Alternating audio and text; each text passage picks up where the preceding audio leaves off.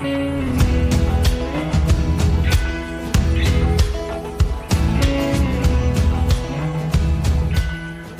to the Humboldt Lighthouse Podcast. This is Nate Hankus, your host. I started this podcast to gather wisdom, stories, and insights from the unique community of Northern California's Humboldt County. To date, I've interviewed over 60 people ranging from doctors and naturopath healers to yogis, musicians, and shamanic practitioners. That intro music came from Will Evans. You can find more from Will at Will Evans Music. In this episode, I sit down with activist and producer of Frankenskies, Matt Landman. In this conversation, we discuss how Matt got interested in weather modification, the history of weather modification, the Department of Energy's 2001 Tropospheric Aerosol Program report, the science and purpose of the High-Frequency Active Auroral Research Program, how civil society actors manifest the will of the public, the psychology of conspiracy theories, the perils of awakening, 5G technology and public safety concerns, and much more. This episode is sponsored by Troy and Derek over at The Cosm. The Cosm is a men's fitness clothing company that follows a triple bottom line ethos.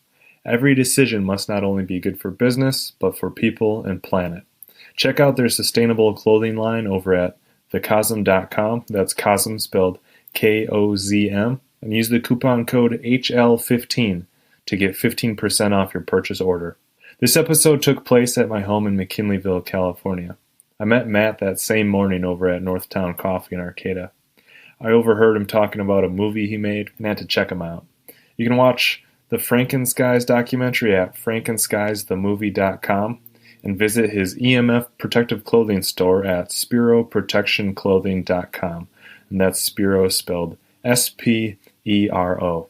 As with anything, follow your own compass and sense of discernment, and I hope you find something worth keeping. Enjoy. What made you start this project, this Frankenskies project? Good question, because it's relevant to where we live. So, and pardon the tangent, but I try to explain who I am and how I got to where I am so people can understand that I'm just a normal kind of person. I grew up in Virginia. I went to business school, and I always wanted to go to film school, but Virginia didn't have a film school. So finally, in 2003, I was 23, and I moved to California to try to get in-state residency to go to film school. Started off in LA, and then finally from Southern California, I moved to Humboldt randomly. I never knew anything about it. I'd never been. I just wanted to get away from the city, and I wanted to go to film school. And Humboldt had a film school. But also, I couldn't just keep doing undergrad, so I had to get my master's degree in business and then go to film school at the same time. That's how I could pull it off with like student loans and what have you. So I got a master's degree in business administration with a focus in strategic sustainability, graduated top of my class from Humboldt State University, and while there, I studied film. And then after I got out of school, and I'd worked so many jobs already, I thought getting the MBA would change things. But again, I ended up working in an office. I was a finance analyst in Arcata. And already I started bumping into the same things that I thought I was going to avoid, like the working in an office, business life. And it just wasn't for me, being the finance analyst in charge of pricing silver and gold jewelry is what I was doing at the time. And I won't say the name of the company because it's so small town around here. And then after that, I left. And it's funny that I left because there was a big fraud embezzlement thing right afterwards that I would have been right in the middle of. That I'm so glad that I wasn't there, because I felt already that my morals were being kind of not tested quite yet, but it was on the horizon. So I'm glad I left, and I went and I worked for a nonprofit in town called Internews. Amazing company, global company in Arcata that essentially they bring news to places of the world that don't have newspapers and what have you. So it's pretty neat nonprofit. How do they deliver it? Through actual printed Either papers print or the internet, or however they can. They set up. How they really got going was when the earthquake happened in Haiti, the big quake, they were the first on the scene. And when Internews was there to deliver the news, they realized that they could channel a lot of more information than just news. And so they started being the organizers for Red Cross and all this stuff. And after they got their foot in the door big time with all these different big companies, they got basically every grant they could ask for, and the company got really going. So again, I'm working for a nonprofit, but I was in a cubicle again. And finally, I got this opportunity to work on an organic vegetable farm in Arcata. And I took it. I just wanted to do something different. And my first day working at Warren Creek Organic Farms in Arcata, in the bottoms of Arcata, California, my first day, after getting a master's in business, after going to what they said was the best public education system, the best school system in the country, they claimed, in Northern Virginia, where I grew up. I got a four-year degree, Bachelor's of Science in Marketing Management from Virginia Tech. And my first day on the farm, at the age of about 34, I learned that potatoes grew potatoes. I didn't know potatoes grew potatoes. It was a big ordeal for me because, I was blown away by this indoctrination process. Like, I didn't hardly learn anything, and I had these massive student loans to show for it, So I started really getting tuned into the process of the seed and farming and getting connected to the ground and to the elements. And where we were at that time is California was in the midst of a nearly catastrophic 5-year drought. And I was working as a farmer during this time. And I was growing potatoes, which is, you don't need too much moisture to grow potatoes, but also we were growing corn and cauliflower and broccoli, beets, a lot of stuff. It's a boutique organic farm that grows, you name it really, is an amazing opportunity. And come harvest season, it was early October, and I was asked, well, we're going to have the storm coming tomorrow, Matt. Can you come in early with your rain boots, rain jacket on, and harvest these pumpkins out of the field, or they're going to rot out here. We're going to lose our pumpkins.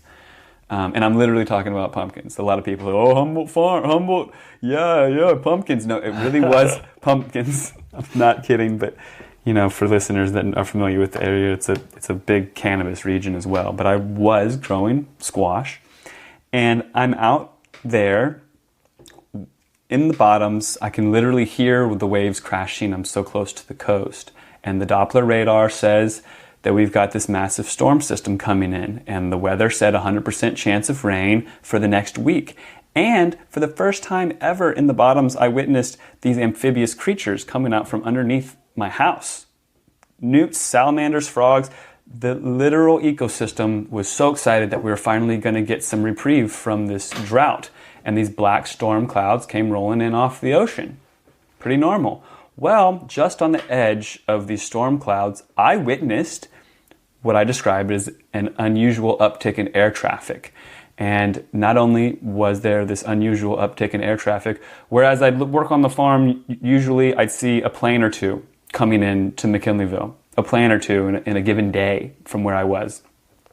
And on this occasion, there was about 15 planes, all in the sky, all at once, all on the edge of this massive storm system. And all of the planes were leaving persistent, linear, cirrus cloud formations out of the back, these white lines out of the back of the engines, And sometimes I would see the lines if I was paying attention, and sometimes I wouldn't. But on this day, all the planes were leaving lines, and the storm came, and it didn't drop any rain. No rain at all. The sky was really dark, really black storm clouds, passed over. It took about 3 or 4 days for the storm to pass over, but no rain fell out of these clouds. I continued on with my life like nothing had happened. And fast forward about a month, and I was talking to a friend back home on the East Coast, just randomly talking about, you name it, the status of the world and the war overseas and 9/11 and this and that. My friend was on this little tangent, and he was like, yeah, people don't get it. They weren't there for 9/11, who knows what really happened, blah, blah, blah. But how can they deny chemtrails? That's right in their face. And I said, what's that? That's all that happened. My one friend planted that seed, and he said, Matt, you don't know about that? Go look it up. So I looked it up on the internet, and it was framed as a conspiracy theory, right? But the planes that they showed in the images looked just like the planes that I witnessed on that day, where I saw what I later theorized, hypothesized was weather modification. I firmly believe that I witnessed that storm system being quelled by spraying of aluminum. Evidently, you can seed clouds and make it rain by spraying silver or even carbon dioxide, frozen dry ice. But you can also dissipate storms by spraying aluminum oxide, which makes the water droplets spread out instead of collecting them together and making the rain fall. It's the opposite of cloud seeding, which is well-known technology. And so then I looked into it, and I saw a couple movies existed on the topic, which they called chemtrails, and I moved on with my life. I was like, okay, someone's done it, what are you going to do? Fast forward a few years from there, and I kept seeing it in the skies, and I watched the movies that existed, and I felt like I could do a better job. The movies that did exist, they kind of left me in a place of, is this real? I'm kind of scared. I don't know if it's even real. What am I going to do? And with Frankenskies, what I did was I took it into the historical chronological timeline of it all to show that weather modification history and research began in the 1920s, or it began in 1915. This Professor Hatfield made it rain in San Diego, hired by the county and then sued by the county because he burst the dams. But the footage... Sued because there was too much water? Yes, San Diego was in a drought. This Professor Hatfield was hired. He thought he could build this 30-foot tower and spray chemicals into incoming clouds and make it rain. It worked. He flooded and burst the dams and got in trouble for it because it caused damage. Well, I don't know if you knew this, but this was just a little tidbit in a biography of Kurt Vonnegut, the author. His brother was a well-known, a well-regarded scientist that worked at MIT, and he actually did a lot of the work with the silver seeding clouds. So that was my first introduction to that science. I was like, oh yeah, this is a thing, they can do it. Just fun factoid. Yeah, it's common knowledge, especially for the previous generations. Nowadays, we rely so much on our smart devices to tell us how to think and what to think. But if you talk to my grandparents, for instance, that they know a lot more about certain topics that maybe we don't, because the information seems to be quieted. Yeah, Kurt Vonnegut, amazing. I read Slaughterhouse-Five 3 times, and I do believe I vaguely remember him mentioning, either way, yeah, Kurt Vonnegut's awesome. So I realized that the activists and the movies out there that were talking about the topic didn't seem to do it justice. And upon having conversations with my friends, family, and peers, I learned that nobody knew about it at all. And if they did know about it, they were easy to say, oh, that's just a conspiracy theory, you're crazy, move on with your life. But as I started to continuously look at the skies and see these patterns, especially when weather was changing or storms were coming in off the coast and what have you, I started getting deep in my research. And how did it happen? Well, I was living in Vancouver, Canada at the time. I'd gone up there to start filming and getting the film together. And I had a couple interviews taken care of. I got a meteorologist interviewed. I interviewed the former British Columbia premier. It's like the governor of British Columbia. Yeah. So in Canada, there's 7 provinces. There's 7 states in the whole country. One of the states is British Columbia, which is one of the most influential. It's like their California. And so their governor of their California, this Bill Vander Zalm, I went to his estate, interviewed him, and he said, yeah, it's in the film, but he said, yeah, I never thought it was real until I realized it was real. And then I did a Freedom of Information request with the federal government in Canada, because he's a premier. And they sent him a document, which he showed me. A lot of it's blacked out, but essentially it says, yes, we're participating in geoengineering, which geoengineering, that's a whole nother, it's the same topic, but it's a whole nother conversation that we can steer into. So when I was making the film, Frankenskies, which came out in June 2017, it kept getting delayed. Really, it got delayed about a year. The film? Yeah, okay. The release of the film. And I kept screaming at myself and the sky and, my belief system and what have you, what is happening? Why can't I just get this movie done? All these obstacles. And then just about a month before I thought I was finished, the official narrative shifted from the spraying of chemicals out of the back of jets is a conspiracy theory to we have a solution for global warming and it's spraying chemicals out of the back of jets. Here, look at this. We're going to spray aluminum in the atmosphere to slow down the heating of the planet. The supposed upcoming debut of this technology was set to spray the skies to deflect back sunlight so that less sun came to the surface and less heating would occur because of the global warming. So I was able to plug some of that into the film and these new cloud types and all this propaganda machine surrounding this upcoming supposed launch of this new idea, geoengineering. I was able to plant some of that into the film because the film is a chronological timeline of 1920 to 2017, the release date, and everything in between. And so I basically think it was divine intervention that was able to get me to pause for a minute because I was able to really turn the film even more so into showing the modern day stance of the propaganda machine, which says that that the military and industrial complex and the powers that be to save us from ourselves are actually going to spray the skies, just like what I've personally been witnessing now for some time. What's been the reception so far?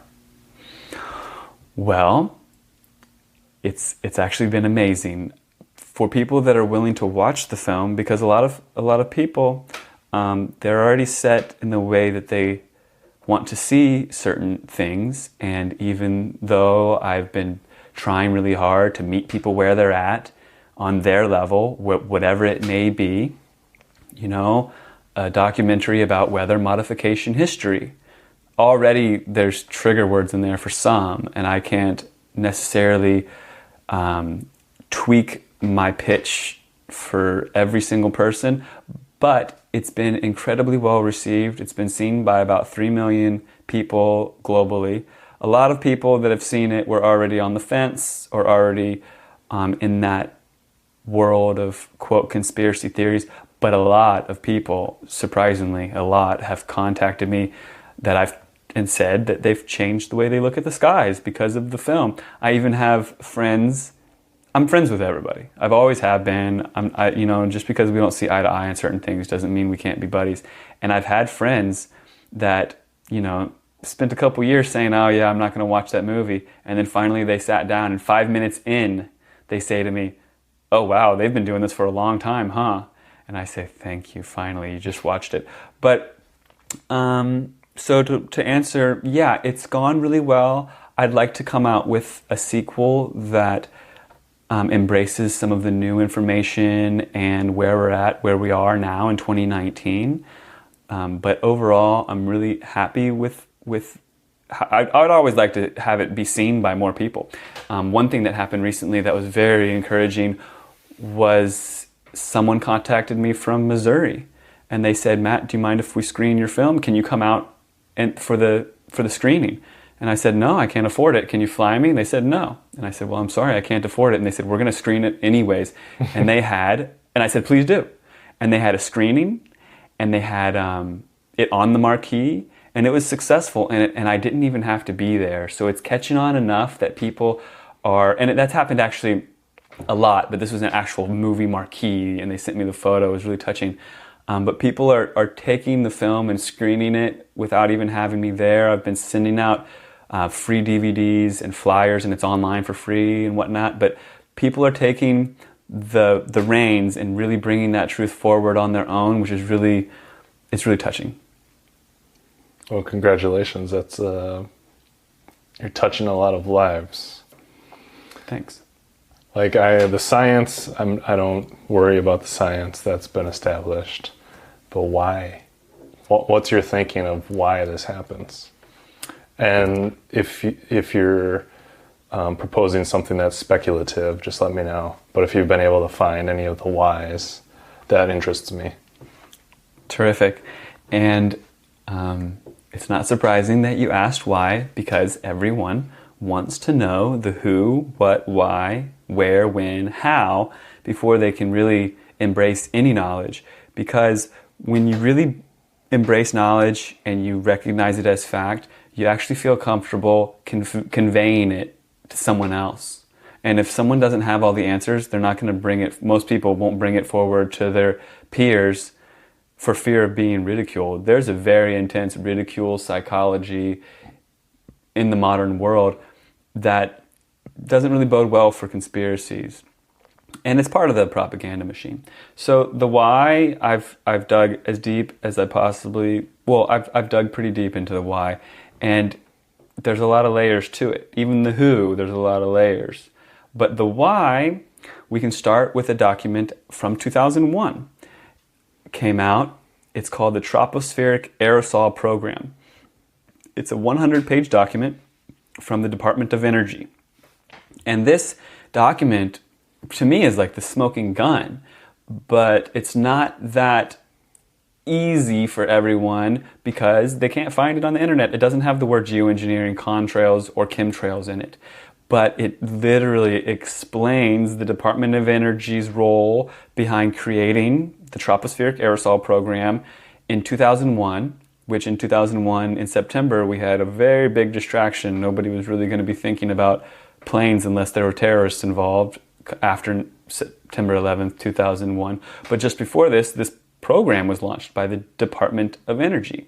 And in this document, it actually discloses, which I learned for the first time, that a contrail, what we thought was a condensation trail, which is the short dissipating trail out of the back of these jet engines, that the contrail doesn't exist anymore. The technology for commercial jets, even 20, 30 years ago, this new Rolls-Royce engine came out, which all the planes are outfitted with, which is called a high bypass turbofan. It's a fan, jet engine, and which means the air coming out of the back of these engines is no longer superheated. Okay, so it's not able to create that condensation, maybe out of an F-16 and what have you, but these commercial jets, they have these turbofan jet engines. Well, let's pause it here real quick. Sorry, getting sidetracked. The initial argument for, contrail is just that air has been heated, so just by the laws of chemistry, warm air can hold more water, and that would attract water to create these little clouds. Correct. So you're saying that these new engines don't do that? Right. The new engines are primarily fans, and they really wouldn't be efficient if they were blasting superheated air after burning jet fuel. Really, basically, the internal system spins a big fan. But the reason why I bring that up is because in this document, these things that I thought were contrails, they're referring to as precursor gases in the Department of Energy Tropospheric Aerosol Program. And from this document, I started learning that not only are these long persistent trails not water vapor, but even these shorter trails, according to this document, are precursor gases that are laid out to mix with those other chemicals laid out. So for instance, in this geoengineering hypothesized scenario, different chemicals will be sprayed, which will look different, which will mix together to suspend in the atmosphere to deflect back sunlight. So that's just a side point, and that goes a little deeper. It's a little harder to get there. But what happens in this Tropospheric Aerosol Program, TAP, Department of Energy, which you can easily find online, Tropospheric Aerosol Program, DOE.pdf. In this PDF, in 2001, a fleet of planes and drones and ground-based stations were erected. Even this budget was laid out, extrapolated for years, and in 2001, $4.5 million were spent just on not being detected. I forget the exact terminology, but essentially they wanted to keep this program stealth. And at the end of it all, they do a grid pattern of chemicals over Nashville, Tennessee. They didn't pick their research to do it over not a city, over some rural area. They chose Nashville, Tennessee, They show what chemicals they spray, where, and it's a whole grid pattern over Nashville. And they have drones and helicopters and ground-based stations following the plumes and seeing how the plumes of chemicals mix together and all this. And this really is the public launch. I'm sure that they were experimenting prior to 2001, but this is the public, well, I mean, it's hidden, but it's out there. So I'm going to call it public launch of the geoengineering program, which the geoengineering program is to dim the sun. Now, why would the Department of Energy, dirty coal and oil, want to dim the sun? It seems like that the Department of Energy didn't want solar power to proliferate. So it gets even deeper and more esoteric. That gets speculative. I mean, that's speculative territory. Right. There's to me, in my own mind, it seems the only word I can say is insane. That if we're fighting a war for oil, that we're still fighting. There's infighting in this nation about renewables. Like, I understand why they brought energy production home. That was like smart, strategic. Why aren't we going renewables? But that's all speculative. So I mean, I spent a year in Arizona, and I'll tell you what, we've got a lot of sun in this country. Yeah. You know, the desert and what have you. Yeah, I mean, there's ways to do it. What I understand is we don't do it because it's not as cost effective to go renewable at this point. Mm-hmm. That's like the business-minded way of looking at it, right? Does that make sense? Oh, no, and it does. So down the esoteric rabbit hole, the why would be more spiritual, and then the short version is control. You know, control of the food supply, control of who gets sun. If you can control who gets sun and who does not, you can control the world. Well, you're not blocking sun. They're like, we're going to block the sun in California so it's dark all the time, or just the intensity of the sun. Explain to me. Yeah, so they want to dim how much sun is hitting the planet by creating an artificial cloud layer. They call it the albedo, ALBEDDO, the albedo effect, which is the reflectivity of our atmosphere. And the claim is that we need to make the atmosphere more reflective so that we get less sunlight so that the planet heats up less. I mean, that's an argument I've been saying since I learned about albedo. It's like, let's make all of our roofs white. It'll reflect it off. Mm-hmm. Okay, I'm with the logic already. As far as from scientific principles, that makes sense. You can do the math. Like a good example for anyone listening is blacktop absorbs heat because it's black. I don't know if that's considered a lower albedo or a higher, but it means that the radiation from the sun is absorbed and stays in there, whereas if it hits a white surface, that radiation reflects back up into the sky instead of being absorbed by the earth. Is that? Yeah, exactly. That's exactly. So the primary proponents for the geoengineering are Bill Gates and a few other globalists that actually have patents behind this technology and are looking to benefit from it. Can that be confirmed? The primary solar geoengineer, his name is David Keith, and he's a Harvard professor of solar geoengineering. And he's in the film Frankenskies. There's a nice little segment showing him and explaining his stance on it. And he says that Bill Gates is the sugar daddy of geoengineering. So it's not Bill Gates, Melinda Gates Foundation. It's literal donations from Bill Gates that are backing these patents and this technology of geoengineering, which is, like we said. You think so? He's trying to commercialize it, or he's actually trying to benefit humanity, like with his foundation? We don't know. The claim is that he's looking to save us from global warming, but the global warming conversation, it gets a little dicey when you talk about this geoengineering, because the geoengineering that people that are waking up to it and what have you have witnessed over the past 10, 20 years. It involves this technology called HARP, which essentially the global warming that we know that is said to be caused by our emissions, our carbon emissions. To me, and to a lot of people that are tuning into the chemtrail agenda, the official storyline of the global warming is a farce. And so then if you're going to say that you're going to spray the skies to save us from global warming, already you're building off of a lie. I mean, the government is notorious for not knowing what one hand is doing. There's programs that are, one's working one way and the other one's trying to defeat that way. It's just such a big bureaucracy. Why do you think that the current global warming narrative of our emissions are producing rising temperatures, which influence everything? Why do you think that narrative is bunk?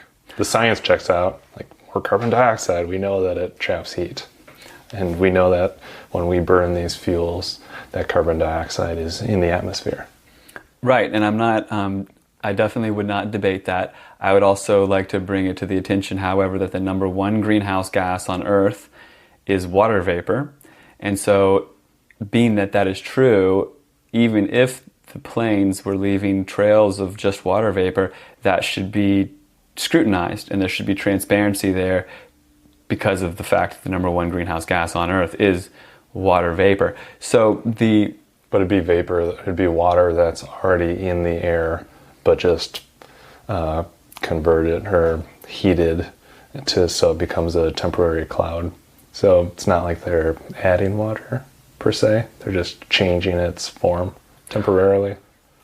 If the official story of the contrail was true, then yes, it would be changing the form to make a more impactful greenhouse situation by creating a denser layer, essentially. I mean, but the claim was that the clouds would reflect heat upward. I'm talking about greenhouse effect. Okay. But theoretically, wouldn't that prevent the light from getting trapped further down closer to Earth because it would bounce it back sooner? Or am I missing something there? No, in theory, the water vapor clouds, they could deflect light, but they also cause a greenhouse effect that is more heating than the deflecting, if that makes any sense. Okay, so the whole premise of the geoengineering, even from Bill Gates' side, is off? Well, that's using aluminum, not water vapor. Okay. So we're talking about water vapor as a greenhouse effect versus an albedo. Okay. Deflecting sunlight, which it does more of a greenhouse effect because the light does get through the water. But it won't get through the aluminum. No. All right, thanks for sorting that out for me. Of course. So the geoengineering patents and the ongoing... Are these patents somewhat publicly available? Like, you can go on Google patents and search things. I do that sometimes in my work. Definitely. Starting in the 70s, and I've done lots of presentations going over the patents and how they evolved and what have you. The most shocking is the use of frequency in the atmosphere in conjunction with the spraying. So it's now a public project. Have you heard of HARP? Yeah, and that's the frequency. Mm-hmm. Explain that to me. That one's always seemed a bit far out for me. So if you understand the science and can kind of break that down in a digestible way, I think that'd be interesting for people. For sure. So HARP is an acronym, HAARP, that stands for the Highly Active Auroral Research Program. It was a top secret research program in Alaska that was handed over to the university. It's in the film Frankenskies. I want to say it was about 10 years ago that it was made public and then handed over to university level for research and what have you, because that technology was abandoned because it was improved. But what the premise is it's Tesla technology, Nikola Tesla. and it's this football field size area of antennas. And these antennas are directed at a focal point in the atmosphere. The focal point can be 100 square miles. But either way, these antennas on the ground, an array of antennas, let's just say like 1,000 antennas on the ground, they direct their energy to use frequency to have these different frequencies intersecting each other in the atmosphere, and by doing so they can superheat this region in the atmosphere. If you can superheat a region in the atmosphere, you can cause high pressure, and in doing so you can steer jet streams or even cause weather events and what have you. So when you see the Weather Channel and you see H's and L's on the screen, the H is high pressure, the L's are low pressure, dropping pressure or rising pressure. And if you can make the H's on the weather, then you can manipulate the weather or even control the weather. So what the HARP program does is they'll wait for a plane to administer the metallic aerosols. Aluminum, barium, and strontium are the primaries. So aluminum, barium, and strontium are the three chemicals that are used, for instance, by the NASA CARE program, CARE, Charged Aerosol Release Experiment. There's a lot of different government programs. The CIA calls it the Stratospheric Aerosol Injection, SAI program. There's a SPICE program, the Stratospheric Particle Injection for Climate Engineering. There's a handful of acronyms. I talked about the TAP, the Tropospheric Aerosol Program out of the Department of Energy. There's the Solar Radiation Management Program, and then there's SRMGI, Solar Radiation Management Governance Initiative. They're already governing it. If you look into governance on the solar radiation management or the geoengineering, then the world of conspiracy starts to fizzle away, because there's governments arguing over how to govern this. And there was even a Swiss Accord this year set to make rulings on who could govern and how, and who was going to be in charge of this geoengineering, because it's going rogue and what have you. Is it becoming weaponized, or has it been historically? We're going to steal water from Russia and dump it in Europe. Well, that was a concern in the 1960s after a thing called Project Popeye, where the Ho Chi Minh Trail in Vietnam was flooded, and the United Nations had to meet, and I believe it was 60 countries came together and voted that they couldn't use this technology of weather warfare, or everybody would be using it against each other. And all the countries unanimously said that they would not use weather as a war weapon. But then fast forward 50 years, and the president, Ahmadinejad of Iran, is saying that the U.S. is causing drought and not letting the rain clouds come into their region, and Chavez is even saying that HARP system was used to cause earthquakes and what have you, because when you can dictate frequency in the sky, you can even, but that's a whole nother realm. So when you can superheat metallics in the atmosphere, which we've narrowed it down to primarily aluminum, barium, strontium, because these are what the patents show. These are what NASA uses to create, quote, noctilucent clouds, to, quote, use the atmosphere as a laboratory to mix the different chemicals, to make these fake clouds, to do experimentation, what have you. And then when like-minded, curious, truth seekers see these trails in the sky, and they get a little bit of rain the next day or what have you, or they can somehow, get rain samples on days where there is heavy spraying, the rain samples are showing extremely statistically high, 100 times normal levels, if there is even a normal level, of these heavy metals, aluminum, barium, and strontium. Is there some sort of place where those reports are documented and kept, like some sort of online community that reports that stuff, or is there anecdotal? Or there are websites that hold it all. The one reference point I have is it gets really deep. So I've personally... These all do. I've been trying to research the roots of the Iraq War since I got back from the Iraq War, and it does go deep.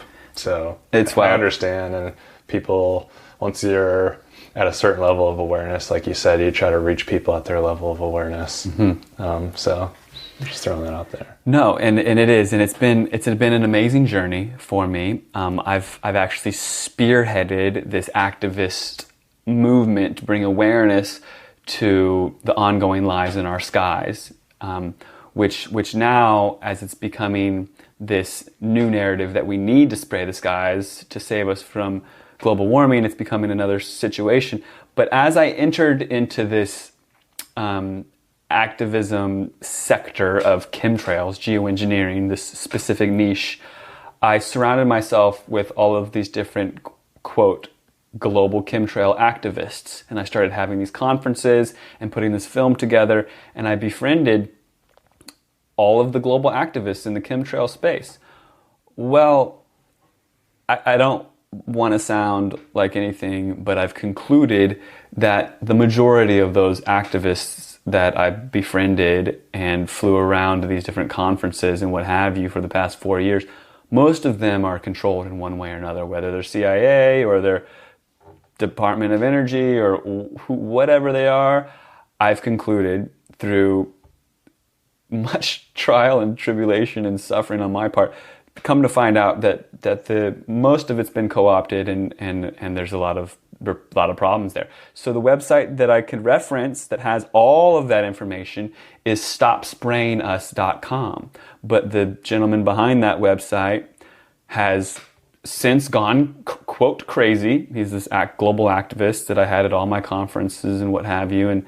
And either he's literally gone crazy or he's being targeted and he's being electronically harassed or something by some technology and he's not really gone crazy and he's actually under attack, or he's not been who he says he has been the entire time. Either way, the website's gone. So that's my reference point for that.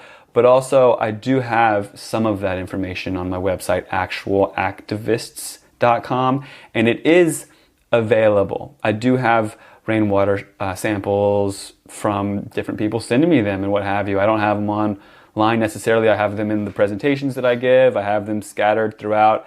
And had I known that this website that I had been referencing people to for 5 straight years was going to just disappear a few months ago, along with this activist best friend of mine who I thought was my best friend, who I now question, let's just say, not to sound paranoid, which I know I sound paranoid. So that's my answer to that one. All right. Yeah. So you've gone deep. You've found all these different programs that you're a truth seeker. You're like, you found a cognitive dissonance, and then you're pursuing data that has some sort of limbic resonance with what's going on in your brain. That's what we all do all the time. And all this information you're saying it's interesting. I've heard of all these programs. Why? Like, it sounds as if these programs are designed to help or not. Is there an objective towards these? Do any of these governing documents that you've come across have an overarching goal or strategy other than just testing? It seems like that humanity as we know it, in my opinion, is actually under attack. Our food, our ability to grow our own food, our weather, our sunlight, it's all under this weird guise of we're going to control it for your own good. Don't worry. But when the research shows me that these HARP systems have been shrunk into this NexRad technology, and there's literally dozens, if not hundreds, of ionospheric heaters all over the planet, superheating the atmosphere to nearly the temperature of the sun to control the weather, create artificial heat waves, and tell us that there's global warming because of the carbon dioxide we exhale from our mouth and our cars. That's the biggest guilt trip I've ever seen. To do what? Take control of our sunlight. And I mean, if you can control our sunlight, that's some daunting stuff. I've talked to farmers just this year that are aware, and they say that the sunlight filtering through this haze of aluminum is disrupting their plants' cycles, and their plants are going into seed and not even producing fruit anymore, and that the entire system is being disrupted. I would say that there's a rogue element that's like shadow, that is nefarious, that maybe even started up around the assassination of JFK. Who knows? I'm just hypothesizing, extrapolating from all of the deep thinking that I've, I'm just another person out there just trying to find the truth. But at the end of the day, it doesn't seem like, especially because a lot of it's so covert, If it wasn't so covert and so full of disinformation, misinformation, propaganda, I wouldn't think that it was so nefarious. But considering Alzheimer rates are skyrocketing, aluminum is being sprayed and the bees are being impacted, and our health is being impacted, and come to find out, aluminum oxide and barium salts, which it's pretty much common knowledge now as far as according to the rainwater samples and the patents and the extrapolation. I got a master's in business. I did a very rigorous study in statistics, and there comes to a point where you can only narrow it down to numbers. And according to statistics, you can literally get 99%, 99.9%, what have you. There's really no arguing with numbers at a certain point. And as far as I can tell, according to the numbers, this is ongoing, and what's being sprayed is toxic. So aluminum oxide and barium salts, which we've concluded are being sprayed, I know that's a giant leap for some. And if you watch Frankenskies or dig a little deep, maybe it won't be a giant leap. But these chemicals are being sprayed. And come to find out, they're patented fire accelerants. So we've got these issues with fires, fire dangers, and cities are burning up. And Santa Rosa fires, if you looked into these things, I can't help but see a weird correlation with, well, we can make it rain. And we have technology to make it rain in a 5-minute time frame with or without clouds in the sky. There's lasers and all sorts of stuff. So if we can make it rain, how come these forest fires are burning up towns with exacerbated windstorms on top of them, and no one is saying, hey, we can make it rain? There's a lot of big questions that come along with this when the Midwest is being flooded and California goes through these droughts and what have you. If we control the weather, how come the weather seems to be predatory on these small farmers and what have you, Yeah. I have one friend that he'd say, Nate, the government's getting so out of control that they're talking about taxing the air. This is madness. And I was burned by the Iraq war propaganda enough that my mind is open to the fact that some of the information that we're receiving, the mainstream narrative, the fake news, as Donald Trump has made obvious to people at this point, that the official narrative is not always the case. So to question what you're being told is being real.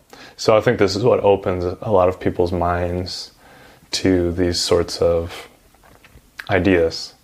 And it sounds like you've got into, like you've discovered a lot of documents, a lot of history, a lot of technologies that they exist, so you can't refute them. I think some of the parts where you get into the speculations of the whys and for what purpose, that's, once you start talking about that will shut a lot of people's minds off to these sorts of things. So my favorite document that I uncovered that I delve into in all these presentations that I give, I've got some pretty amazing presentations online. I get pretty passionate. I've been trying to tone it down and be as grounded as I can possibly be. But really, I feel like we need to wake up and there needs to be action. One of the documents that I came across, can't even remember now how, really delved into this term called civil society actors. And there's an annual meeting. This one I found was a 2013 meeting of the civil society actors of geoengineering. So what does civil society actors mean? It is the non-governmental players that manifest the will of the public on certain topics. So you've got it's in the civilian society actors. So that manifest the will of the public. Okay. So they steer the public towards different things. Yeah, if you can control the way the people see the world, the questions that they're asking themselves, then you can steer society. Because that's what they're aware of, and that's what everyone starts talking about. Especially when you control the media, Noam Chomsky elucidated this point with manufacturing consent. There's a nice little 9-minute summary on YouTube that I posted with my conversation with David Cobb, the former Green Party presidential candidate in 2004, I believe. It's scary stuff to think that there is an agenda, for lack of a better word. I know once you say the word agenda, trigger. It sounds like conspiratorial. Mm-hmm. But if we just look at, for instance, the Iraq War, we all got this narrative from the media that there were weapons of mass destruction and we had to go to Iraq because Saddam was an existential threat. Well, it turned out that none of that materialized, and we went to Iraq. So that's an example. Yeah, and a lot of people, if you ask them, why did we go to Iraq? They'll say, because of terrorists, 9/11, obviously, bin Laden. I mean, bin Laden wasn't even an Iraqi. I mean, that's another rabbit hole or whatever. There's a trigger word. So speaking of manufactured consent, that's what these civil society actors meetings on geoengineering, annual meetings in Washington, D.C., and they literally released the document of the notes. It's unreal. Interesting. So this 2013 document, which I usually have in my car, which is at my house right now, otherwise I'd pull it out for you, and I'm happy to send it to you. It's unreal, brother.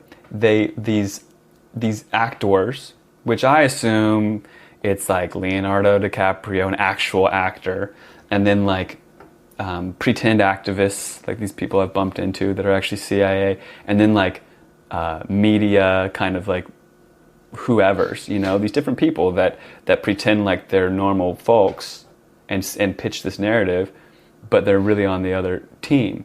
They literally document this conversation, this meeting, and it's an annual meeting. I was so excited to find this one, and then I started seeing it as an annual thing. It blew my mind.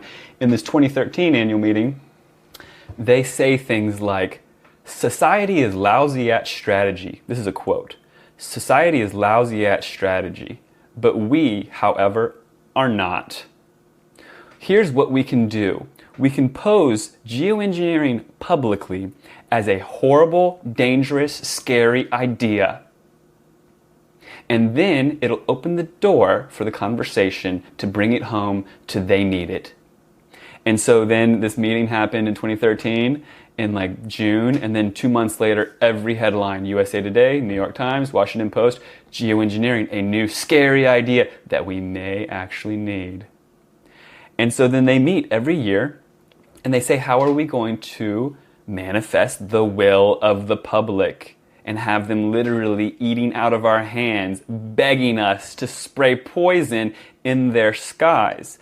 I mean, if you can read this document and see what they're up to, watch the film Frankenskies that starts in the 1920s, unravels the entire military-industrial complex. You got Lyndon B. Johnson gritting his teeth, saying, control the weather, control the world. Literally, I don't think there's any denying it. I mean, it's not... It falls out of this realm of conspiracy eventually once you start to look up. I mean, that's kind of hard to do too. In a really gentle way, I encourage listeners to look up, but not to focus on the lines in the sky. Start to see days where nothing is going on. No air traffic, blue skies, no planes. I'm not talking planes with lines, planes with not lines. Lines, is that a line? Is that a chemtrail? Is that a contrail? Is it a chemical? How do I know I'm not up there? Whatever. Let's just look at this irregular pattern of air traffic. And on days where there's nothing going on, look at your skies. On days when air traffic starts to show up, let's just see if there's a pattern, How come some days, all of a sudden, these planes are out there, And some days they're not. And we can just start there with little baby steps, start looking at, wait a second, it looks like these two planes are mixing things together. And, it takes, really honest to God, it takes individual experience. Each person has to come to it on their own terms, and seeing something happen in the sky that's just like, oh wow. Like I've seen sprayers turn on, turn off. I've seen planes I've seen the craziest stuff now that I look at the sky all the time. I've seen planes do little circles. I've seen the different planes interacting where there could be nothing other than mixing chemicals going on. You know what I mean? Like these two planes aren't flying to Chicago and New Orleans and Hawaii and doing circles around each other. Like, let's just take pause here. But either way, at the end of the day, do we really consent to our skies being sprayed with this experimental what have you? Oh, let's back up to the global warming thing. Have you noticed any sea level rise, by the way? I haven't. I'm sure that some people have. What's your, So I've been looking into this whole sea level rise thing because a lot in Humboldt County, I've noticed the front page of these newspapers saying we need to prepare, the sea levels are going to be rising, global warming, Yeah, the Arcata bottoms, there's something in the paper that said 50 years, 100 years, that could be underwater. Yeah. So they called a meeting, at least from what I gathered from the article, that we should meet and figure out what we're going to do here. Mm-hmm. So I too have seen all this, and I haven't seen any proof whatsoever that sea levels have risen even a centimeter. I've gone to places where there's erosion. I've watched movies about sand being stolen from island nations for Dubai to create sand islands, and I've seen all sorts of erosion and this and that. But where we live on the Pacific Ocean with the Arcata bottoms and the Arcata marsh, zero sea level hasn't moved a millimeter. Zero sea level is still zero sea level. So I'm not saying that global warming is not real. I'm saying that if we're going to talk about global warming, let's talk about this technology that superheats the atmosphere by spraying metallics in the atmosphere that actually seem to create a greenhouse effect, not create a greenhouse effect. There's a lot of questions that aren't being tossed into the conversation, right? It's a very much one-sided, it's all your fault, humanity. We're going to tax your carbon. We're going to spray the skies to benefit you. Don't worry, we're looking out for your own good, even though we never have before, it seems, if you really dig into it. I just want the questions to be asked, and every argument should have two sides. Every argument usually does. And when there isn't two sides, I think people should really question that, honestly. I mean, why the elephant in the room to me is this ongoing spraying that has been very much prevalent since the mid-90s. When people look at their family photos, they look at their photos from 1989, you got this cobalt blue sky with no lines. Come the mid-90s, 91, 92, 93, 94, people start to see these photos and their family photos of skies that weren't the same. And then come 2001, when this document comes rolling out, Tropospheric Aerosol Program, Department of Energy, there's it's all speculation, I know, because people are saying, this is what I saw, and what have you. Even those could be social actors. Even those could be. I just encourage people to, if you can watch the film Frankenskies and see that what's really interesting is a lot of this was common knowledge and in the newspapers. The knowledge was there about the seeding and the control of the weather until the point that the military took control of the weather. And then we all stopped talking about it and stopped being in the know of what was really going on. I want to broaden this conversation a bit to I think that everything you said is provocative enough that people that are open to researching this are going to check out your documentary and hopefully Google some of those documents just to check it out for themselves. Let's talk broader about conspiracy theories in general. I think we can use flat Earth as an example. First off, where are you on that? I don't know where I am. I definitely think that a lot of this like recent hoopla about the whole shape of the Earth is probably some weird divisive tactic. I wouldn't say that the Earth is flat. I wouldn't say that I know for fact that everything we're ever told is factual, though. Like I'm basically like, I'm sure we're fed a bunch of lies. Do I know the truth on that one? I don't know the truth. I mean, like I'm not going to say... I've never measured the Earth, I've never walked around it. I'm not going to say that I know for a fact either way, really. So it sounds like your deep dive into creating this documentary, Frankenskies, has made you super skeptical to any prevalent paradigm, and your mind is open and questioning everything all at once. Exactly. What I've learned is that I know nothing. Yeah. It's unsettling territory to occupy. Like, this is true. You like laugh, but the look he gave me was like, yeah, there's something comforting. And this is probably why people do it. There's something comforting in believing what everyone else believes. And when you step outside of that, which based on other episodes of this show, that's like what liberation is. Like spiritual liberation is you're free from essentially like group thought and control, and you're at ease in that place of unknowing and uncertainty. But I do understand how something like this will open people's minds, and then where does that discernment take them? You know, it seems like a slippery slope for people. So if you are talking to people that maybe this blows their mind wide open, and they go on Google, they see the document, and they're like, oh my, this is real.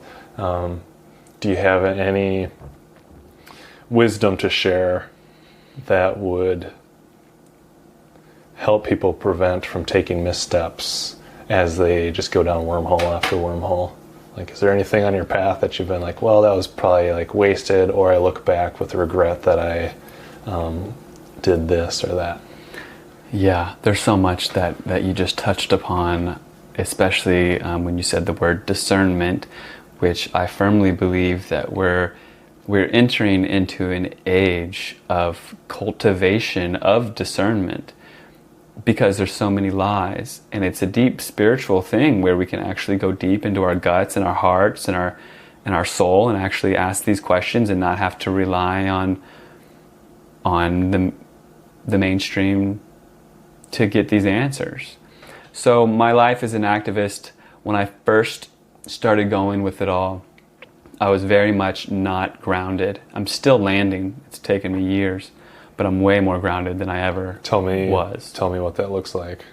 Ungrounded as it's frantic. Out there. Yeah. The ungrounded was, I've got to wake everyone up. How am I going to do it? I'll just go into the city and wait for these buses to show up. And as everybody comes piling out of these buses on their way to work, I'll try to give them this glossy, two-sided color pamphlet that costed me like 50 cents each, you know? And I'm just like, here, and then I hand it to every single person. I'm not discerning. I'm not like looking at them at all. I'm not picking up on social cues. And then and then that entire bus is actually like these double and triple buses in the city of Vancouver. And they empty out, and I hand out all this, and then the street's empty, and those flyers are just like in the trash can, and they're everywhere. And I'm just like, you just spent like $10 on just that bus, and did you get anywhere with that, you know? That's I see that as, I had my similar experience. I had what I would call like an awakening experience, and it opened my mind to this new way of seeing the world. And something inside of me was like, yes, everyone needs to know this. This is important. Because for me, it felt like the most real thing ever. Yeah. Because I had penetrated through the matrix, if you will. And like Plato's cave analogy, when you're free, you want to get other people free and get them out of the cave. So I can certainly relate with that experience. I actually see that as almost like like when someone gets saved in Christianity and then they start like preaching the good news. It's a similar phenomenon. Like going door to door. Yeah. Which is kind of what I wanted to do. I mean, like literally. So my path started there.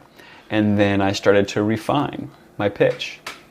I started to refine it and kind of pick and choose. Because I got a lot of people saying, you're crazy, I've had people like tear the flyer in half right in front of me. Just like crazy rude things, and I just started to really learn and grow. And I mean, it got really out there for me. I started getting spiritual. And for me, it's like this. Truth is a frequency.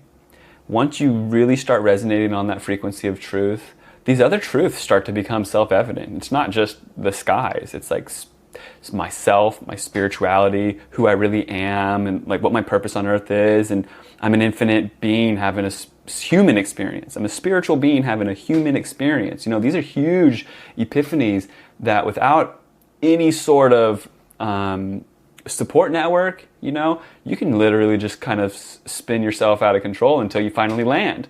And I did. And I started really seeing people. I met you today at a coffee shop. Yeah. There's a great line from Alan Watts. It says, sometimes you gotta lose your mind to come to your senses. So it's like you kind of lose yourself and then you discover the boundaries of what's acceptable. Exactly. Yeah, beautiful. So at first I wanted to grab every person on the street by the collar and say, there's lies, they're lying about everything, And then finally, I slowly but surely started making these more simple flyers. At first the flyers were so wordy and this and that, and it was like this everyday thing for me. I'd wake up and I'd say, I'm an activist, I'm going to devote what I can to this and see what happens. And I slowly grew, slowly. I used to hand people a flyer, and their immediate reaction is to flip it over, as if the flyer's not cool enough for them. I don't know, it's just an instinct for them. What do you mean? To read the backside? Yeah, they flip it over. Okay. And so I noticed that they were so disappointed to see that the backside of the flyer was blank, So I started thinking, okay, I need some good artwork for this, and it took years of it. And so finally I simplified it. I simplified my approach. Now I just say, hey, I made a movie. It's for free online, because everyone thinks you're trying to sell them something too when you approach them. And it's just really simple. And I hand them the flyer and I move on. I'm not trying to start a big conversation or whatever. If they want to see the film or if they want to ask a question, they can. But also, what really happened was something started to change inside of me, which it's kind of a long story. But what happened was, when I was growing up, there was a lot of stress in my family about money. My dad had left and my mom is, whatever. And I'm 15 and I'm like, I can do this. I can make us some money. And I got the Washington Post newspaper, turned it to the money section, the business section. I started trading stocks before the internet, And I firmly believe this is part of my spiritual journey, is to experience the stock market. I did all right. I lost a lot of money. I made a lot of money. I definitely lost everything eventually because I'm a Scorpio and I'm a little bit like intense. I have that in me as well. Yeah. I've lost some money in the stock market and I've made some money as well. Neat. I still have some money. Cool. So there was a point when Apple was coming out with a phone. And I was so excited about this Apple phone, and Apple ended up doing really well. But was I patient enough? No. I ended up, losing money on that one. But what happened was, and this is like 12 or maybe even more like 20 years. 20 years of being this like crazy stock market gambler kind of person. And anytime I did well, I never pulled out the money. I just rolled it into something even crazier, you know, because I don't know why. But every morning I would wake up. On the West Coast is where I spent most of my life. You know, even though I grew up on the East Coast, I moved out here when I was 23 in 2003. And I would wake up every morning and ask my gut, how did it go, Matt?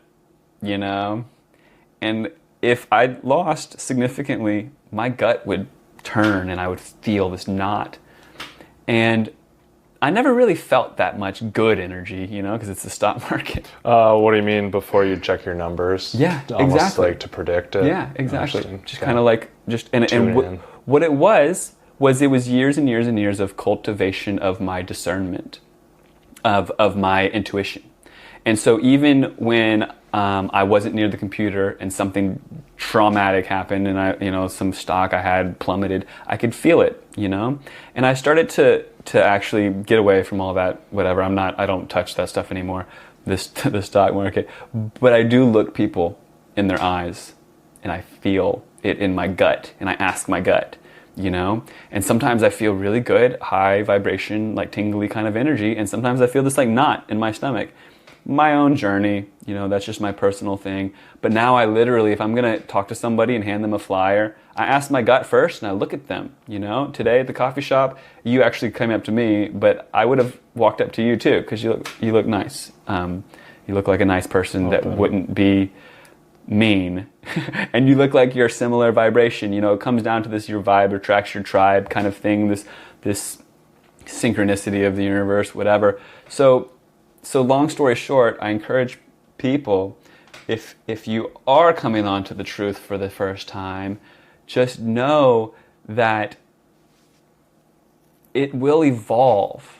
You know, you will evolve, your perspective of it will evolve, and if you're really chomping at the bit to get out there and like yell it from the rooftops, whatever truth it is, there's always a more refined approach that's really going to get to people a little easier, you know, and you can learn so much by just doing. One of my observations and pet theories, I suppose, is that when you do open yourself up and like you said, you kind of have this energy to get out there and do it, there's got to be some sort of energetics to these types of experiences. Like it's building something inside of you energetically, and then it's trying to move through you. Like in some realm, you may not have had a choice but to do those sorts of things because you were trying to manage that influx of energy in a way that the only way you really knew how, just hand out flyers to people because you, for whatever reason, this cultivated energy inside of you, and it so you had to do something with it. Does that make any sense? It totally does. And it's incredible, like the opening of different avenues that it brought me down. I started learning about frequency and then the solfeggio scale. And then from the solfeggio... Tell me that. I've never heard that one. The solfeggio is this ancient Italian scale of these different tunes. 532 hertz is one of them. 428, I believe, is one. They supposedly line up with the chakra centers. Okay. These different hertz frequencies. Interesting. And there's these different meditation tracks that I started really getting tuned into. I'm just saying that this activism isn't just like this street out in the world spreading conspiracies. It really gets deep in your soul, and it starts to open up these possibilities and these windows that can really lead to some amazing exploration of your spirituality, of who you really are. Yeah. I've witnessed, since I started this podcast, a lot of the ways the primary way I promote myself is through Instagram. And I've witnessed people that are just waking up, and you know, you can tell by the memes that they're posting and the energy behind the memes that they're posting, and you can watch that journey of, you know, them putting out a lot of energy, high maybe, I would say like high vibrational messages that would resonate to certain people. And then you can see in some people that they do not have the discernment, and you'll kind of see it. The memes derail from the truth in a way, or I guess like what is healthy for them, and then you'll see it derail and then maybe flutter out. And then some people you can see, all right, they must have some sort of teacher or guide, and it seems as if that transition for them was a little smoother than it might have been for that other person. And yeah, tell me. No, my biggest recommendation, where I learned the most, and people reach out to me all the time, Matt, I'm just now waking up, what can I do?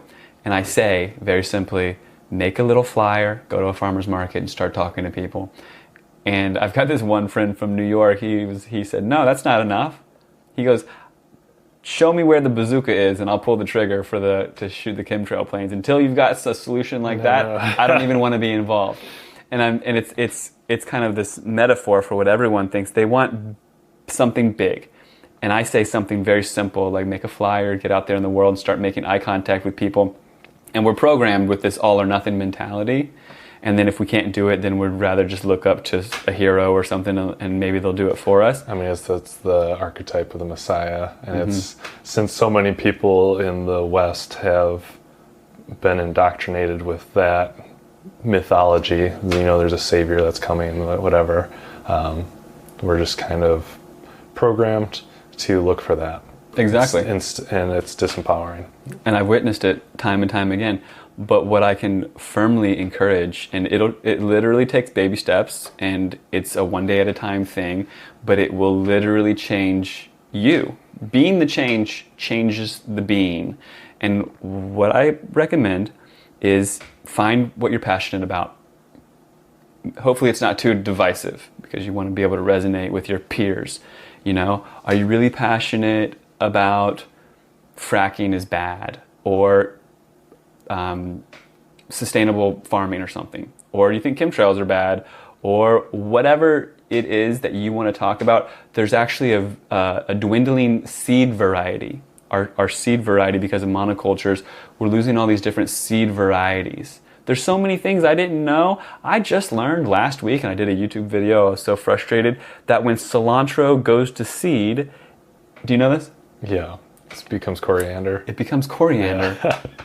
I mean, I'm so disconnected that I would be happy just making a flyer that says cilantro becomes coriander, going to the farmer's market and making some conversations. So what I'm encouraging is to get out into the world and make some eye contact with this world that's been programmed to live in fear, because people don't do it anymore. It's amazing and crazy and sad, especially in the cities and whatnot. But if you can build up the courage and have that power of the flyer is your tool. It is so powerful. We met because of the flyer. I'm here in your home now because of my flyer. It's a good looking flyer. If you can put together a flyer like this, you got it together. That's version 20.0, and it's colorful and whatever. And it depends. If it's handwritten in all capital letters, I might be leery, but that took some thought and creativity. And depending on the person, I choose which side to show them. Oh, interesting. So it's more rainbow on the back, but no matter what, they flip it over, they see something, they're not disappointed with the, Funny. But yeah, it really does change your world. And it seems like, interacting with random people, that's scary, that's not going to do anything. No, you start to change. You change your approach. You find where your peers, what this target demographic, where they're at, how they resonate with what you say. You can modify, you can make some friends.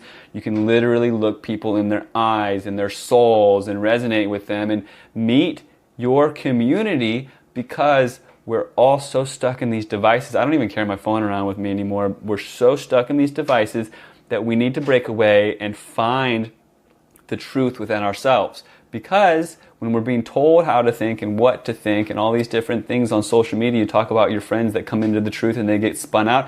It's because the social media algorithms are saying, let's plant this, let's get them talking about this, let's get them fighting about flat earth with these trolls, and it's just it's part of a system that does not encourage these revelations of truth, or these realizations, or these epiphanies? I mean, I disagree a little bit. I think social media has been bringing truth to the surface. There's been a lot of, especially in the Trump era, a lot of people have put stuff out there, and probably because just unconsciously they had to get it off their chest. I know that happened in my case, and I've seen it in other people. And then you can tell that it softened them because they saw it, they reflected on it, probably felt shame because we're in a Judeo-Christian culture, and then changed themselves. So people are bringing out things that are true, sharing articles, but I'd say that I think it's for the good overall. Like if the evolution that needs to happen now is the evolution of consciousness, it's the internet that's going to create that. And I agree. Change. I agree, and I love it. And my path began with Facebook and just constantly posting and posting. I started losing friends because I was posting 200 memes a day about chemtrails and 9/11 and whatnot. But then I started to get followers, and now I've got 43,000 followers on Facebook. And I love to plug it. I've started groups. I've got multiple websites.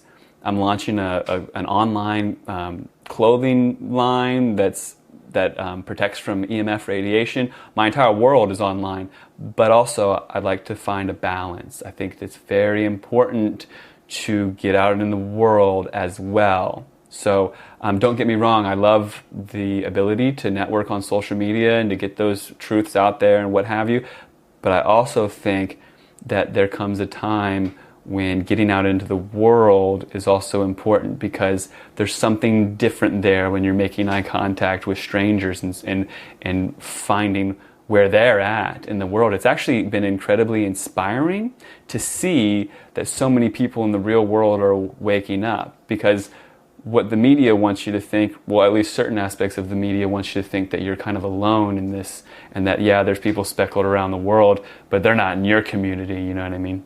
Give me an example. There's people speckled around the world, activists, or yeah, like I've got 43,000 followers on Facebook, and yeah, they're all truth-seeking, like-minded, but it's kind of in the back of my head that they're all over the world, and then they're not in my neighborhood. Yeah, it's not like a tribe that you can go meet with and have human conversations. Exactly. There is a disconnect, and it's something that plagues the millennial generation and any subsequent generations that just grow up with having the internet and phone readily available. There is a loss of connection with what's going on the ground, because the world is in the phone. Like, your perception of reality is predominantly what you're getting from your phone, and not as much of what you're actually seeing around you. So it's an interesting disconnection that it's just something people should be mindful of with technology. Yeah, get the thing out of your pocket and go look around and talk to people. What's your take on the 2016 election? 2016 Trump victory. Oh, over Hillary? Well, I mean, is Trump anti-establishment? Is he he signed the Space Force into law, and that was written and promoted in a 2000 document, by the military-industrial complex. So is he a free agent, or is he being used? It's hard to say. He's definitely for free in many ways. I post a lot of stuff online, and I definitely avoid this topic. Okay, we don't have to talk about it if you don't want and I'll to. tell you why. I'm just interested, boots on the ground, talking to people. I am very intrigued with the direction that the country has taken. There was, prior to the election, I voted for Trump. I went into Arcata at the polling booth, and I voted for Trump. It was primarily because I didn't want Hillary to win. Yeah, she was obviously going to keep the agenda moving the way it has been, for decades, and people were starting to see through that. So I did. I voted for Trump. There has been a lot of division in the country since he came into office. Division around race. This KKK. I didn't even hear about the KKK before. I mean, they seem to have been fizzling in my world. Neo-Nazi. Yeah, I mean, where does that come from? Where this is all stemming from. I do appreciate that he's bringing into light the mainstream media's corruption. I think most anybody who's president is usually a puppet to some degree at this stage in the game. How about this? It's too early to say. Yeah. I'm with you. I mean, he's doing positive things for the working class, or at least putting it out there. He's doing some positive things for the veterans. Whether it's just for points to prevent an actual revolution, I don't know. But it is an interesting time. It's just good to hear what people are thinking and how they're perceiving what's going on in the world. I know the international community, if they didn't already look at the United States as this crazy warmongering place, the international community looks at Trump as a bozo, a clown. So we've lost a lot of respect, if we had any, at that point. So that's interesting. As far as the geoengineering space goes, he supports oil and coal, the coal burning, and it would be an easy scapegoat for the history books to say, and then Donald Trump decided we're going to dim the sun with, geoengineering, and does it backfire or not? The thing is, when you play God like this, is they don't even know if it will work, or if it'll actually do the opposite of what they think it will do. So it's all theoretical. It's the all experiment that you play is at a large level. Exactly. Yeah, this is interesting. It seems like people that go down the rabbit hole, a personality trait or something in their life that created some sort of opening for them to start searching for alternative explanations to the mainstream.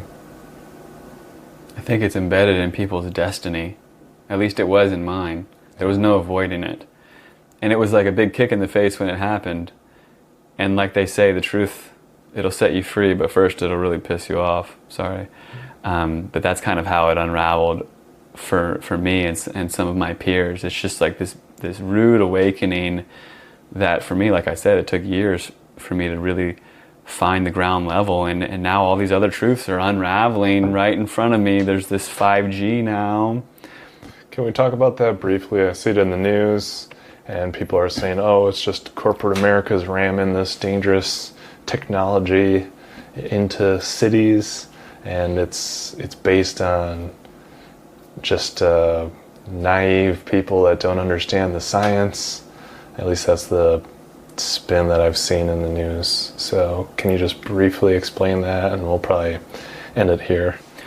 That's great, and that's interesting. Would you say that the news that you saw, that you've got a very limited understanding of 5G based on the random news that you were exposed to? Would you say that the news was fear-based?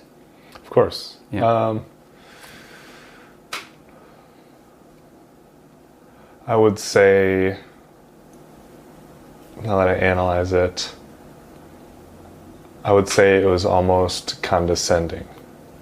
As in, we just want to put 5G so that everyone has better internet or whatever. But there's these people that are scared. Yeah. So there's that element that are pointing out pseudoscience and preventing the march of progress from entering these various cities. That's essentially the narrative that I gathered from one headline that I read. Interesting. What I witnessed in the 5G space is the activism realm behind it was entirely fear-based. There's nothing that we can do, it's very dangerous, and we're all doomed. And for me, that was very telling that there needed to be some other conversation here. It's these one-sided conversations that really bother me, you know? I mean, there's two sides to everything. There's two sides to the wall in Mexico. There's two sides to this. There's two sides to that. There's two sides to... we live in a world of duality. Yeah, dualities.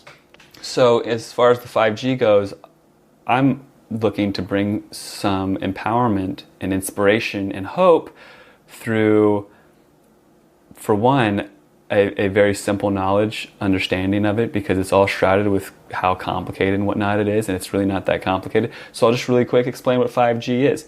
The radio wave spectrum that we carry data on for all of our devices, whether it's AM or FM radio or Bluetooth or Wi-Fi or smartphones or smart meters, it's all data traveling on the radio wave spectrum. So the radio wave spectrum, it varies in size. The largest radio wave size, based on its wavelength, based on the distance between each wave, is these AM waves, which are 1,000 feet in wavelength. So to back up, radio waves are essentially light waves. They travel at 186,000 miles per second, just like light. So just like light, how light is all around us, we can't really pick, oh, there's light there and there's not light there. There's just less light when there's shade and whatnot. And then when the sun goes down, it's dark, yeah. But when there's light, it's all around us. You can tune in AM radio and pick up that light wave. It's all around us, but we can't see it. It's just like how UV and infrared is there, but we can't see it because it's outside of our visual perspective. That's just like radio waves. So the size of light waves dictates how we perceive it.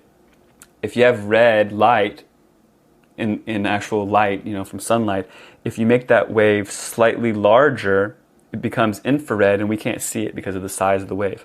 Just like that, radio wave size matters. So radio AM waves are 1,000 feet long. Their wavelength is 1,000 feet, and they go far because of their size.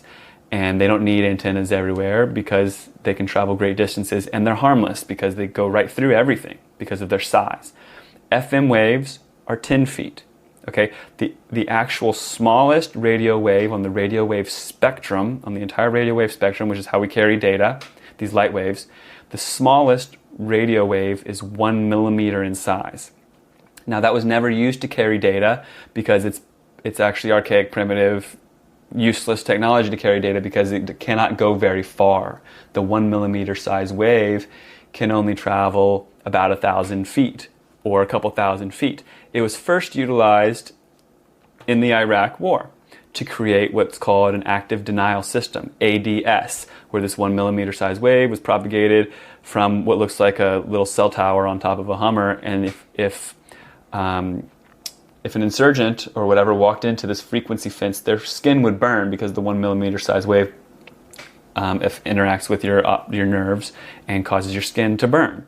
Well, that technology was tweaked to be able to create a mapping system at the airport when you go through the body scanner, the 1 millimeter size wave, tweaked so it doesn't burn your skin. It absorbs just below your nerves in your skin, and by absorbing into all of your body, it can create this map and see if you've got like a gun on you or whatever for the TSA body scanners.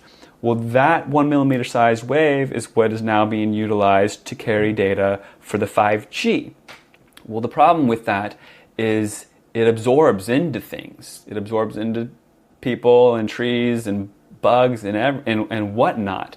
Even the Wi-Fi technology that we have right now, it's not a millimeter size wave. It modulates, meaning it changes the size, but the smallest it gets is even 10 times bigger than that. It's a couple centimeters. So it doesn't impact small things like cells or DNA or embryos, fetuses, and what have you. But this 1 millimeter size wave, the biggest problem with it that the scientific community and whatnot that are concerned is because it absorbs into people. It absorbs. It cannot travel far because it absorbs into everything. And it's been proven to bifurcate cells, causing cellular division. It can split DNA. There's studies going all the way back to the 70s out of the Navy and out of Russia showing that this millimeter-sized wave is problematic. The biggest problem that, and I'll segue out of here, the biggest problem that it has is that it confuses your body. Your body thinks it's in bright sunlight when it's around these 5G towers. And the claim is that we need a 5G tower every 500 to 1,000 feet, basically every 3 homes, everywhere, all throughout residential communities, what have you, to propagate this wave because it can't travel far because it's absorbing into everything everywhere. So the National Institute of Health, they were curious about this irregular suicide rate for utility workers installing these 5G and 4G panels, and come to find out on this random sample study, National Institute of Health, 10% of this random sample study committed suicide. And what the National Institute of Health determined was the utility workers, these people near these cell panels, these towers, their circadian clocks, their biorhythm that's set to the tune of the earth, the Schumann's resonance, their circadian clocks were being reset to its high noon. It's noon. Every time they were around these panels, installing these panels any time of the day, their bodies were being told it's noon. And they couldn't get to a point where in the middle of the night when they're producing melatonin and serotonin, dopamine, our entire biological system is on this clock that knows what time of day it is. But if your body is being confused that it's in bright sunlight, which is what this 5G does, and which is why you don't want to sleep with your phone. And it's also this blue light. It's another story, but blue light is coming off of our devices and on the LED street lamps, and it's confusing our bodies to think that we're in UV light. So it throws off our biological clocks that are set to the tune of the sky clock of the sun. And so that's one of the biggest problems with this 5G and why we need to protect ourselves, our endocrine system and our pineal gland and these different parts of our bodies that have optical light intaking nerves, that we need to ensure that our circadian clock is on point. We need to make sure that we're not, at least at night, being exposed to this EMF radiation. Does that make sense? Yeah. We'll certainly look more into that. That brought up a couple more questions. Cool. Wi-Fi in your home, is that safe? I mean, I've heard people, I turn it off at night, but it's in my home because it's useful. What's your take on that? So that's great that you turn it off at night. If you're interested in EMF radiation and learning more about that, I highly recommend getting an EMF radiation meter. You go on Amazon.com, they range from $10 to $500, and it's basically you get with what you pay for. If you spend $50, you're going to get a decent meter. You can go down to Harbor Freight and get a meter just the same. And if you start to see the levels of the radiation coming off the Wi-Fi router, coming off of different devices, and then you can mitigate your cumulative exposure, because the World Health Organization has classified EMF as a potential carcinogen, just like lead, or either way, it's carcinogenic in the same category as lead.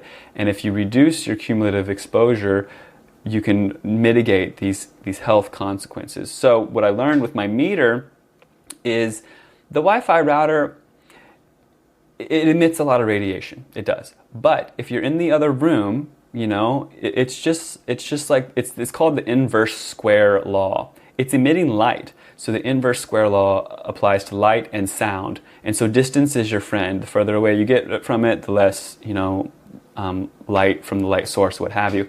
So the biggest thing that I learned about the Wi-Fi router is we've got our devices connected to it. You've got your tablet, your smartphone, whatever. It's connected, whatever you have that's connected to the Wi-Fi. When it's connected to that router, there's an invisible cloud of radiation going from A to B. Okay. Now, when you turn the Wi-Fi off on your tablet, on your phone or whatever you're connecting to the Wi-Fi, that invisible cloud of radiation is now gone, right? The radiation is only near the router, like basically in that room, and neighboring rooms don't even get the radiation from the Wi-Fi. So like if you're in an apartment and you pull up, oh wow, there's like 20 Wi-Fis I can pull up around here. that's not as bad as it seems because you don't have any devices connected to those things. But I do recommend getting a hard line if you can, which is a wired internet, or at least lessening your exposure, especially at night when you could be throwing off your circadian clock. What about the PG&E smart meters? I know someone had that installed in their house and they started sleeping in a tent until they could move. And they didn't have a choice about it because that's what Pacific Gas and Electric puts these smart meters. They attach it to the gas meter so that they can just hit a button and collect that data instead of have someone walk onto your property. It increases efficiency. Exactly. So they're on the gas meters and they're also the power electricity meters now. With my meter, I've read both. I ended up living right on the other side of a wall from this electricity smart meter, and I ended up having heart pains and I couldn't sleep, and I did have some repercussions from that, and a lot of people do. So these quote smart meters that are on the side of your house that measure your electricity, you can call PG&E in California and opt out, and they'll charge you a small monthly fee to have the meter man come and look at the meter like they used to. And then you don't have this meter on the side of your home that, depending on the model that I measured, and there's a lot of videos online, you can look it up and what have you, some of these smart meters, they emit massive amounts of radiation every 6 seconds that send a signal that can go 30 miles. So every 6 seconds, they're shooting out a signal that's strong enough to split cells, sever DNA, and confuse your body to think that it's in sunlight. So there are ways to mitigate your exposure. People that are electrically sensitive, there's electro-hypersensitivity that's actually recognized by the American with Disabilities Act, the ADA in the United States. So these people are real, and they're essentially really sensitive to different dirty electricity or EMF radiation. And these people contact me, and we figure out ways to mitigate their exposure. But even a screen on a window, because it's made out of steel, you can get that mesh steel, find where that smart meter is in your home, and on the other side of the wall, your internal wall, you can shield it.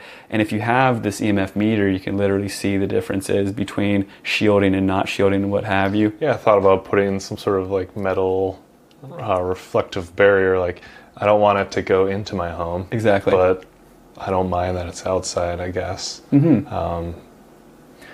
So let's capitalize on that. That's a good business idea. There's metal that works: steel, copper, nickel, and silver, but not aluminum. Aluminum doesn't work. So that whole tinfoil hat thing, I actually think that a lot of this stuff, like, we can go down a lot of different rabbit holes, but the lead-based paint, there's a lot of stuff, but lead-based paint, I've learned recently it would deflect a lot of this harmful radiation if we still had it.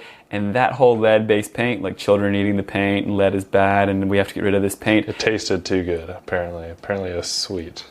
Evidently, gasoline had lead in it at that time. And now at the pump it says unleaded. And this leaded gasoline was literally putting toxins on roadsides and making kids sick. And the oil gasoline industry, they flipped it to unleaded, but they had to have a scapegoat, is the story that I'm now hearing, which is another rabbit hole. It's pretty interesting. But if I had lead-based paint right now, I'd totally be using it because it would protect me from this bombardment of EMF radiation that's now going through the roof with the launch of 5G. Wow. Where's that at? I mean, are there any lawsuits about it? Who's pushing that forward? Is it just like the Verizons of the world, the AT&Ts of the world?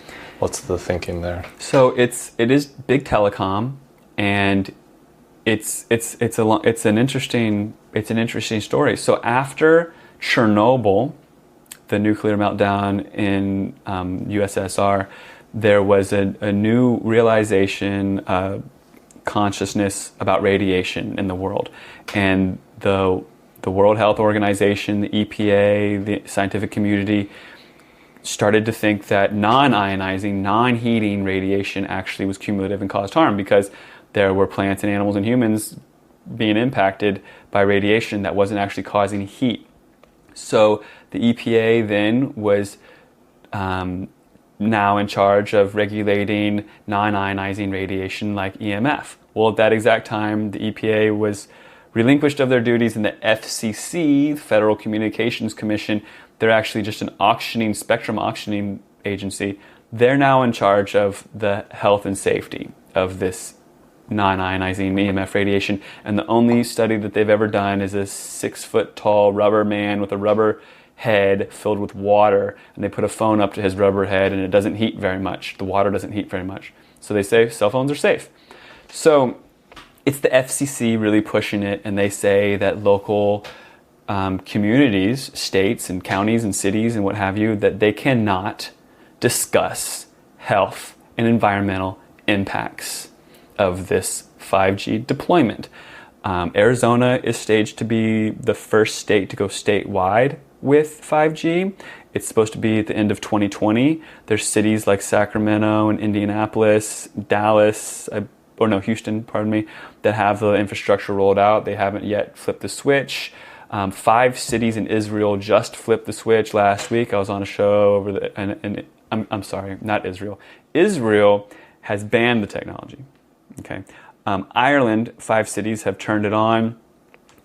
Brussels has completely banned it. There's a town, Mill Valley, outside of San Francisco. They banned it from residential neighborhoods. These are massive mansions where like the telecom execs live, and they won't let it into their neighborhoods. A lot of communities are silent. They have no idea, but some are speaking up, and a lot are just not doing enough. Like they're begging for 1,000 feet from schools and whatnot, and they're not just saying no. So where are we at on it? There's random pockets of the world that have said no. I've been speaking at different city hall meetings. I spoke in Larkspur, California, this city, and literally the panel, the mayor and the vice mayor and this commission of people who I thought were the bad guys, they stopped the meeting and they started talking about this 5G experiment in the neighboring city, this is Bay Area, where all these birds dropped dead in front of his eyes. The vice mayor. They heard that? They saw that? He witnessed it. Is there any documentation of that? It's on my YouTube. Interesting. My name is Matt Landman on YouTube, and I titled it Best 5G City Meeting Ever, all in caps. I'll send you the link. And it's, we shrank it down in like 40 minutes, and we've got the vice mayor talking about the birds dropping dead, and then you've got these people lining up to speak. I'm always the youngest at the age of 38. I'm always the youngest speaking. And then you've got like Nobel laureate, like amazing Harvard brain doctors and attorneys, and these people that would blow your mind. They're standing up to say, this technology has not been proven safe, and it's actually been proven dangerous. How can we let this into our neighborhoods? In Ripon, R-I-P-O-N, California, which is right outside of Sacramento, a 4G LTE, which stands for long-term evolution, a 4G LTE cell tower was put in an elementary school. 6 kids got cancer, and the parents protested, and the tower was removed. That just happened. So there is, it's just like anything, there's backlash, but not enough. Well, I read a quote from Putin that I didn't understand at the time. This was kind of outside of my area of awareness. And he said, America is not a threat to Russia. They're killing themselves with EMF. Wow. Yeah. Well, it's true. And at the end of the weird dystopian timeline, when you start to extrapolate what could potentially go wrong, you start to see Navy studies of rats' brains under EMF fields, and the blood-brain barrier totally breaks down and it becomes leaky, and any toxins that are in your blood go straight to your brain, whereas before you had this protective barrier. You also see sperm in EMF fields swimming in circles and dying. You see women born in a high EMF field environment not having eggs by the time they're at the age to procreate. So it's some weird agenda not to use the word agenda. But this G5, it has purported benefits for transferring data? Like they can move more data faster, or what? The 5G is faster. Slightly faster. Innovation, baby. What the biggest pitch is for augmented reality and self-driving cars. The claim is this. Yeah. Okay. The claim is that self-driving cars need up to the second reaction time and what have you. So we need cell towers every 500 feet all over the planet right now. Has Elon Musk said anything about this? Has he come out on this? Elon Musk says that he just launched 20,000 5G satellites and that they're now orbiting Earth and ready to propagate a 5G wave.